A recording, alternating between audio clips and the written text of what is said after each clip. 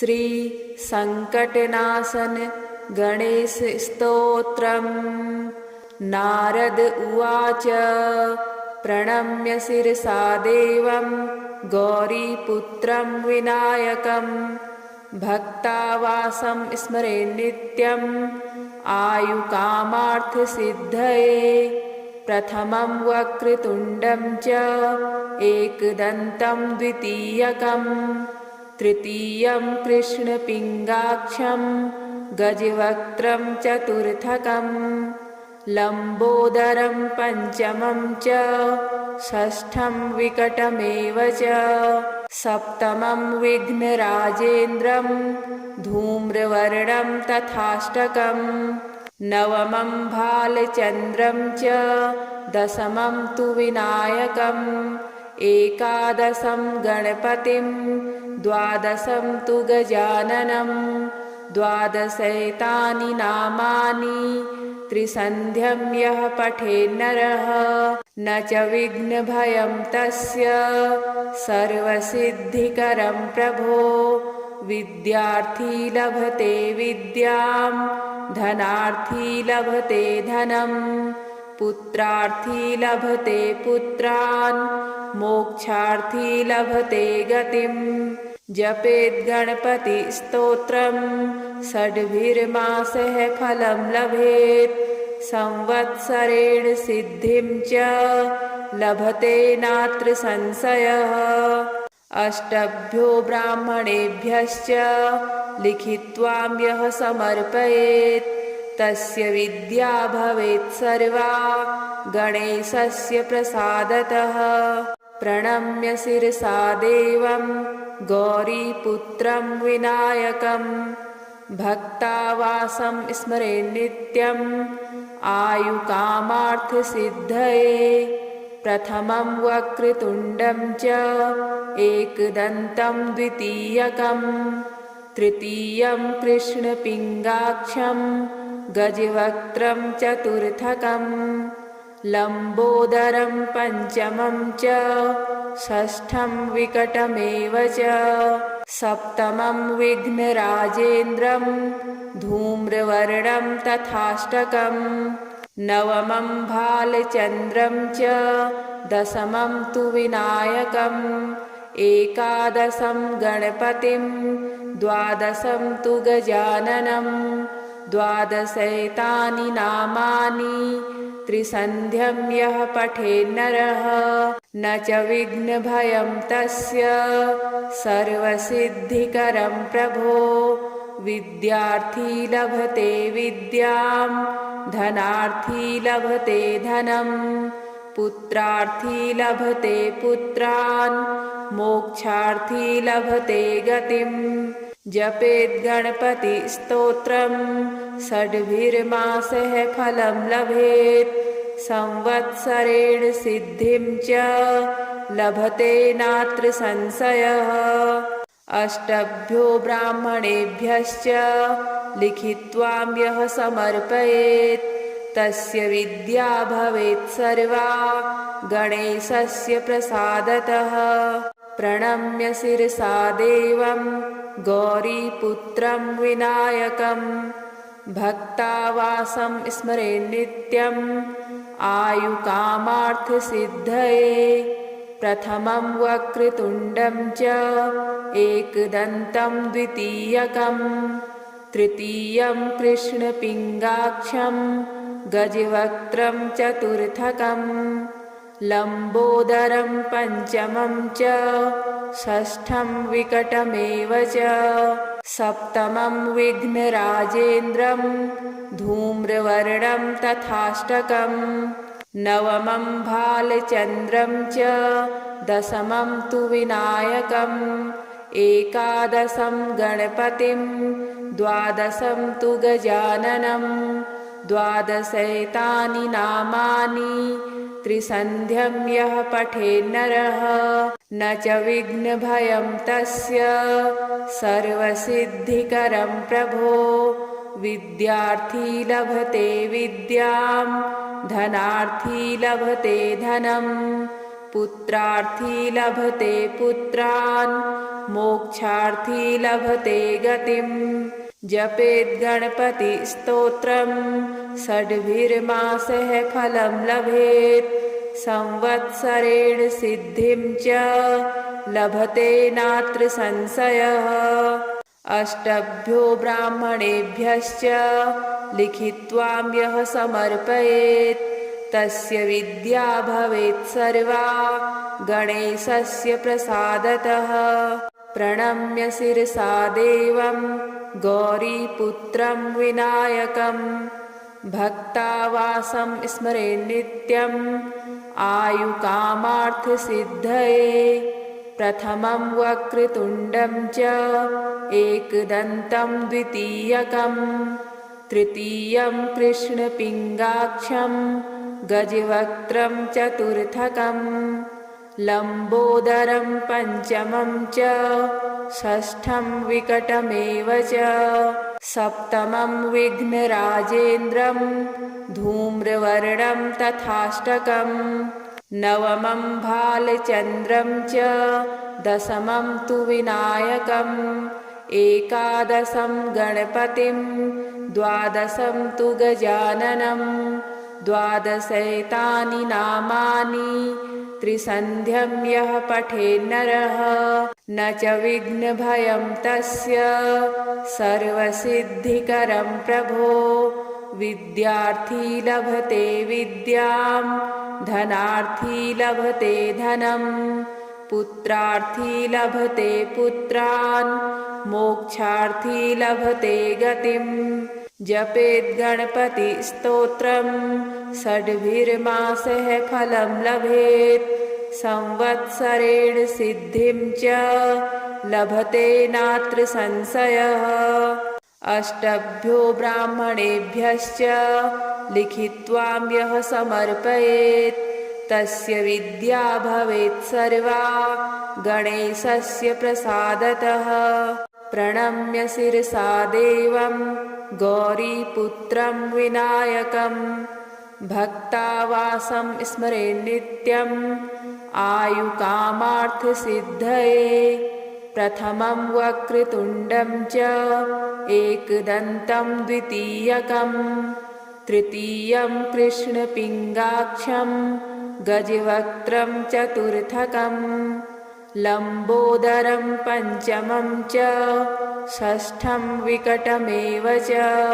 सप्तमं विघ्नराजेन्द्रं धूम्रवर्णं तथाष्टकं नवमं भालचन्द्रं च दशमं तु विनायकम् एकादशं गणपतिं द्वादशं तु गजाननं द्वादशैतानि नामानि त्रिसन्ध्यं यः पठेन्नरः न च विघ्नभयं तस्य सर्वसिद्धिकरं प्रभो विद्यार्थी लभते विद्यां धनार्थी लभते धनं पुत्रार्थी लभते पुत्रान् मोक्षार्थी लभते गतिम् जपेद्गणपतिस्तोत्रं षड्भिर्मासः फलं लभेत् संवत्सरेण सिद्धिं च लभते नात्र संशयः अष्टभ्यो ब्राह्मणेभ्यश्च लिखित्वां यः समर्पयेत् तस्य विद्या भवेत् सर्वा गणेशस्य प्रसादतः प्रणम्य शिरसा देवं गौरीपुत्रं विनायकं भक्तावासं स्मरेन् नित्यम् आयुकामार्थसिद्धये प्रथमं वक्रतुण्डं च एकदन्तं द्वितीयकं तृतीयं कृष्णपिङ्गाक्षं गजवक्त्रं चतुर्थकं लम्बोदरं पञ्चमं च षष्ठं विकटमेव च सप्तमं विघ्नराजेन्द्रं धूम्रवर्णं तथाष्टकं नवमं भालचन्द्रं च दशमं तु विनायकम् एकादशं गणपतिं द्वादशं तु गजाननं द्वादशैतानि नामानि त्रिसन्ध्यं यः पठेन्नरः न च विघ्नभयं तस्य सर्वसिद्धिकरं प्रभो। विद्यार्थी लभते विद्यां धनार्थी लभते धनं पुत्रार्थी लभते पुत्रान् मोक्षार्थी लभते गतिम्। जपेद् गणपतिस्तोत्रं षड्भिर्मासः फलं लभेत् संवत्सरेण सिद्धिं च लभते नात्र संशयः। अष्टभ्यो ब्राह्मणेभ्यश्च लिखित्वां यः समर्पयेत् तस्य विद्या भवेत् सर्वा गणेशस्य प्रसादतः। प्रणम्य शिरसा देवं गौरीपुत्रं विनायकं भक्तावासं स्मरेन् नित्यम् आयुकामार्थसिद्धये। प्रथमं वक्रतुण्डं च एकदन्तं द्वितीयकं तृतीयं कृष्णपिङ्गाक्षं गजवक्त्रं चतुर्थकं लम्बोदरं पञ्चमं च षष्ठं विकटमेव च सप्तमं विघ्नराजेन्द्रं धूम्रवर्णं तथाष्टकं नवमं भालचन्द्रं च दशमं तु विनायकम् एकादशं गणपतिं द्वादशं तु गजाननं द्वादशैतानि नामानि त्रिसन्ध्यं यः पठेन्नरः न च विघ्नभयं तस्य सर्वसिद्धिकरं प्रभो। विद्यार्थी लभते विद्यां धनार्थी लभते धनं पुत्रार्थी लभते पुत्रान् मोक्षार्थी लभते गतिम्। जपेद् गणपतिस्तोत्रं षड्भिर्मासः फलं लभेत् संवत्सरेण सिद्धिं च लभते नात्र संशयः। अष्टभ्यो ब्राह्मणेभ्यश्च लिखित्वां यः समर्पयेत् तस्य विद्या भवेत् सर्वा गणेशस्य प्रसादतः। प्रणम्य शिरसा देवं गौरीपुत्रं विनायकं भक्तावासं स्मरेन् नित्यम् आयुकामार्थसिद्धये। प्रथमं वक्रतुण्डं च एकदन्तं द्वितीयकं तृतीयं कृष्णपिङ्गाक्षं गजवक्त्रं चतुर्थकं लम्बोदरं पञ्चमं च षष्ठं विकटमेव च सप्तमं विघ्नराजेन्द्रं धूम्रवर्णं तथाष्टकं नवमं भालचन्द्रं च दशमं तु विनायकम् एकादशं गणपतिं द्वादशं तु गजाननं द्वादशैतानि नामानि त्रिसन्ध्यं यः पठेन्नरः न च विघ्नभयं तस्य सर्वसिद्धिकरं प्रभो। विद्यार्थी लभते विद्यां धनार्थी लभते धनं पुत्रार्थी लभते पुत्रान् मोक्षार्थी लभते गतिम्। जपेद् गणपतिस्तोत्रं षड्भिर्मासः फलं लभेत् संवत्सरेण सिद्धिं च लभते नात्र संशयः। अष्टभ्यो ब्राह्मणेभ्यश्च लिखित्वां यः समर्पयेत् तस्य विद्या भवेत् सर्वा गणेशस्य प्रसादतः। प्रणम्य शिरसा देवं गौरीपुत्रं विनायकं भक्तावासं स्मरेन् नित्यम् आयुकामार्थसिद्धये। प्रथमं वक्रतुण्डं च एकदन्तं द्वितीयकं तृतीयं कृष्णपिङ्गाक्षं गजवक्त्रं चतुर्थकं लम्बोदरं पञ्चमं च षष्ठं विकटमेव च सप्तमं विघ्नराजेन्द्रं धूम्रवर्णं तथाष्टकं नवमं भालचन्द्रं च दशमं तु विनायकम् एकादशं गणपतिं द्वादशं तु गजाननं द्वादशैतानि नामानि त्रिसन्ध्यं यः पठेन्नरः न च विघ्नभयं तस्य सर्वसिद्धिकरं प्रभो विद्यार्थी लभते विद्यां धनार्थी लभते धनं पुत्रार्थी लभते पुत्रान् मोक्षार्थी लभते गतिम् जपेद् गणपतिस्तोत्रं षड्भिर्मासः फलं लभेत् संवत्सरेण सिद्धिं च लभते नात्र संशयः अष्टभ्यो ब्राह्मणेभ्यश्च लिखित्वां यः समर्पयेत् तस्य विद्या भवेत् सर्वा गणेशस्य प्रसादतः प्रणम्य शिरसा देवं गौरीपुत्रं विनायकं भक्तावासं स्मरेन् नित्यम् आयुकामार्थसिद्धये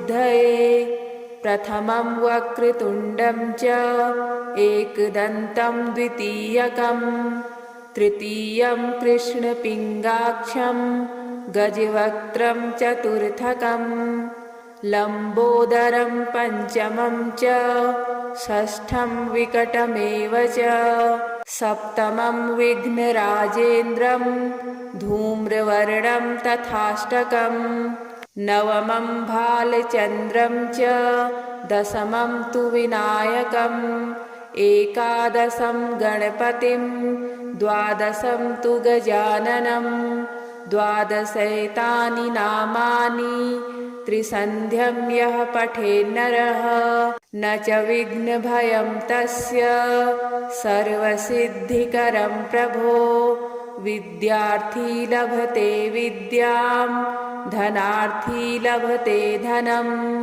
पुत्रार्थी लभते पुत्रान् मोक्षार्थी लभते गतिम् जपेद् गणपतिस्तोत्रं षड्भिर्मासः फलं लभेत् संवत्सरेण सिद्धिं च लभते नात्र संशयः अष्टभ्यो ब्राह्मणेभ्यश्च लिखित्वां यः समर्पयेत् तस्य विद्या भवेत् सर्वा गणेशस्य प्रसादतः प्रणम्य शिरसा देवं गौरीपुत्रं विनायकं भक्तावासं स्मरेन् नित्यम् आयुकामार्थसिद्धये प्रथमं वक्रतुण्डं च एकदन्तं द्वितीयकं तृतीयं कृष्णपिङ्गाक्षं गजवक्त्रं चतुर्थकं